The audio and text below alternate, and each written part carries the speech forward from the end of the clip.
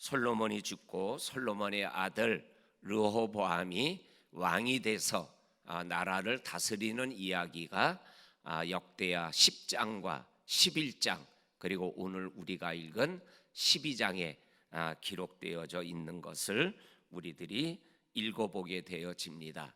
오늘 우리가 읽은 말씀은 느헤미야가 이렇게 나라를 다스릴 때의 모습과 그리고 느헤미야가 죽어서 조상에게로 돌아가는 이야기로 느헤미야의 역사가 끝나고 있습니다. 어제 우리가 함께 나누지는 못했지만 역대하 11장에 있는 말씀에 보게 되면 느헤미야 때의 나라가 나누어졌잖아요. 유다와 베냐민을 지배하는 유다라는 나라와 그리고 나머지 10지파를 중심으로 하는 이스라엘이라는 그러한 나라로 이렇게 쪼개지고 말았습니다. 그거에 대한 분노를 느끼고 있었던 느헤미야가 18만이라는 군대를 모아가지고 이스라엘을 공격하라고 전진을 하고 있을 때 하나님의 말씀이 오늘 성경에 나오는 스마야 선견자에게 나타나서 르호보암에게 전쟁하지 말아라. 나라가 나누어진 거는 네가 잘못 정치한 것도 있지만 결국은 나의 뜻 안에서 이루어진 거니까는 형제끼리 피 흘리는 싸움을 하지 말아라. 이 말을 듣고 느헤미야가 전쟁을 하러 가던 군사들을 멈추고 돌이키게 되어집니다. 그 다음에 나오는 말씀이 르호보암이 나라를 다스리는데 번성하고 창대케 되었다라는 말씀이 역대하 11장에 나오는 말씀입니다.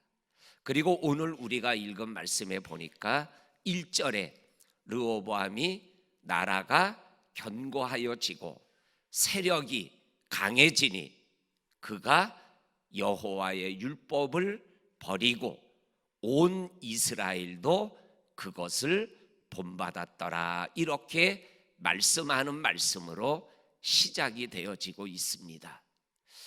하나님의 말씀에 순종하여 나라를 지키고 그리고 나라가 번성하여지는 11장의 모습과는 오늘 말씀이 너무나 대조적으로 나와 있는 말씀을 우리들이 접하고 있습니다. 나라가 견고해지고 세력이 강해졌을 때 더 하나님의 말씀을 붙잡고 생활해 나가야 되는데 강해진 것 때문에 견고해진 것 때문에 하나님의 율법을 버리는 이 르호보암으로 인하여 애굽의 왕 시삭의 공격을 받아서 나라가 어려움에 공경에 처하는 이러한 모습을 오늘 성경은 우리들에게 말씀하여 주고 계십니다. 여기에서 하나님을 버리는 이 모습이 얼마나 교만한 것인가라는 것을 오늘 성경 6절과 7절과 12절에 나오는 말씀에 보면 스스로 겸비하여 라는 말씀을 4번이나 반복하는 말씀을 통해서 르호보암이 나라가 견고해진 것 때문에 세력이 강해진 것 때문에 스스로 교만해져서 하나님 없이도 나라를 얼마든지 다스릴 수 있다고 생각하고 있는 이 르호보암의 교만함이 하나님의 진노를 일으키고 나라를 어렵게 만들었다라고 성경은 분명하게 말씀하여 주고 계십니다. 이렇게 성경은 우리에게 말씀합니다. 죄의 대가가 반드시 있다라고. 로마서에서도 죄의 싹은 사망이라고 말씀하는 것 같이 오늘 이 르호보암의 교만의 죄가 이스라엘 백성들이 고통을 당하고 전쟁을 해야 되고 전쟁의 패배를 당하고 전쟁의 죽음을 당해야 되는 어려움으로 이어지고 있다라고 오늘 성경이 말씀하여 주고 계십니다. 그래서 우리가 이 말씀을 통하여 이 새벽 하나님 앞에 우리의 영적인 마음을 다시 한번 옷깃을 여며야 되는 것, 내가 좀 평안할 때, 좀 더 잘 나갈 때 더 하나님의 말씀을 붙잡고 의지하며 생활해 나가야지만 하나님의 은총이 끊이지 아니하고 계속되어진다라는 것을 말씀하는 이 말씀을 우리들이 변치 않고 붙잡고 살아가야 될 줄로 믿습니다. 그리고 오늘 5절 말씀에서 우리에게 또한 분명한 말씀을 말씀하고 계십니다. 5절 말씀에 보면 너희가 나를 버렸기 때문에 나도 너희를 버리겠다, 이렇게 말씀하고 있는 이 말씀을 우리들이 기억하며 하나님을 버리지 않는 믿음의 삶을 살아가기를 다시 한번 믿음으로 고백하고 하나님 안에서 생활해 나가는 저와 성도님들이 되어야 될 줄로 믿습니다. 그런데 이 5절 말씀이 르호보암과 이스라엘 백성들에게는 하나님에게로 돌아오게 되는 말씀이 되었습니다. 그 말씀을 듣자마자 오늘 6절과 7절에 스스로 겸비하여 하나님은 의로우십니다 라고 회개하는 르호보암의 고백이 나오고 있는 것을 읽어보게 되어집니다. 여기에서 교만한 죄 때문에 애굽의 시상왕의 공격으로 인하여 나라가 점령당하고 예루살렘도 점령당해서 솔로몬이 지었던 그 성궁에 있는 많은 것들, 그리고 성전에 있는 그러한 모든 것들을 빼앗기게 되어지는 이러한 상황 속에서 르호보암이 스스로 겸비하여 하나님은 의로우십니다라고 고백을 했다라는 겁니다.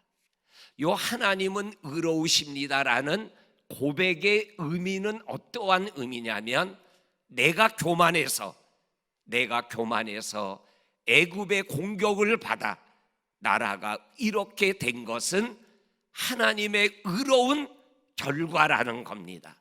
나는 죄에 대한 책망을 받아들이면서 이 죄에 대한 책망을 하시는 하나님은 의로우신 하나님이시라고 고백을 하며 그 매맞음 속에서 하나님에게로 완전히 돌아오고 있는 이 르호보암의 모습을 우리들이 하나님의 말씀으로 받으면서 우리의 삶을 생활해 나가게 되면 좌로나 우로나 치우치지 않고 믿음의 주님을 계속 바라보는 온전한 성도들이 되어질 줄로 믿습니다. 그러면서 오늘 하나님이 너희가 나를 버렸기 때문에 내가 너희들을 버리겠다라는 말씀과 또 하나 하시는 말씀이 겸비하여 돌아오는 이러한 르호보암과 백성들을 향하여 하나님께서 내가 애굽을 통해서 너희들을 분노를 내리는데 아주 멸하지 않고 조금 구원하여서 너희들로 하여금 하나님을 섬기는 것과 세상 나라의 임금을 섬기는 것 중에 어떠한 것이 옳은 것인가라는 것을 한번 너희들에게 알게 하기 위하여 너희들을 아주 멸하지 않고 너희들을 구원하리라. 이 말씀 속에 담겨져 있는 의미는 뭐예요? 하나님 앞에서 교만하지 말고 하나님만 온전히 의지하고 섬기며 생활해 나가라 라는 그러한 말씀이죠. 그 섬긴다라는 말씀을 묵상할 때 여호수아 24장이 기억났어요. 여호수아 24장은 여호수아가 죽음을 앞에 앞두고 이스라엘 백성들에게 유언적 명령을 내린 말씀이죠. 그 중에 핵심이 뭐예요? 오늘날 너희가 섬길 자를 택하라. 나와 내 후손들은 오직 하나님만 섬기겠다. 그 고백이죠. 오늘 하나님을 섬기는 것과 그리고 세상을 섬기는 것, 어느 것이 옳으냐? 가나안 땅에서 가나안 땅을 너희들에게 축복을 하신 하나님과 가나안 땅에서 가나안의 우상을 섬기는 그 백성들과 어느 것을, 어느 분을 섬겨야 진짜냐, 이것을 얘기하고 있는 그 말씀과 오늘 이 말씀은 똑같은 말씀이죠. 이러한 은혜로 회복의 길을 걸어가던 르호보암의 또한 이렇게 끝자락의 모습을 아쉽게도 14절에서 이렇게 말씀하고 계십니다. 르호보암이 악을 행하였으니 이는 그가 여호와를 구하는 마음을 굳게 하지 아니함이었더라. 참 아쉬운 말씀이 14절에 나와 있습니다.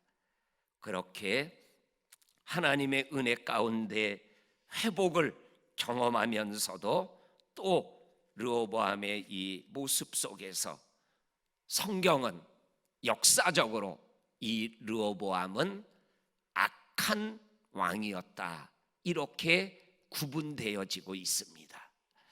요 14절만 없었다면 이 르호보암은 좀 교만한 적은 있었지만 스스로 겸비하여 돌아옴으로 인하여 다윗이나 솔로몬처럼 선한 왕이라는 그러한 칭호를 들을 수 있었는데 요 14절 말씀 때문에 이 르호보암은 악한 왕이었다라고 기록하고 있는 것을 보게 되어집니다. 여기에서 하나님을 구하지 아니함으로 악을 행했다라는 말씀도 되지만 하나님을 구하지 아니하는 것 자체가 악이다, 이렇게 해석도 가능합니다. 왜냐하면 사무엘이 자기가 사명을 감당하고 뒤로 물러날 때 이스라엘 백성들에게 했던 말이 뭐예요? 내가 너희를 위하여 기도를 쉬는 죄를 범하지 아니하리라. 하나님 앞에 구하지 않는 것, 이것이 죄라고 사무엘은 백성들에게 말했어요. 오늘 이 르호보암, 하나님을 구하지 아니하는 이 죄, 이것 때문에 이 르호보암은 끝이 아름답지가 못했던 것이죠. 우리 성도님들, 오늘 이 말씀의 역사 속에서 우리들에게 주시는 말씀, 교만하지 말자, 그리고 하나님을 구하는 마음이 약해지지 않고 이렇게 새벽마다 깨워서 하나님 앞에 기도하는 내가 되자라는 그러한 결단을 가지고 오늘도 기도하며 하루를 출발할 수 있기를 주의 이름으로 간절히 축원합니다. 아멘.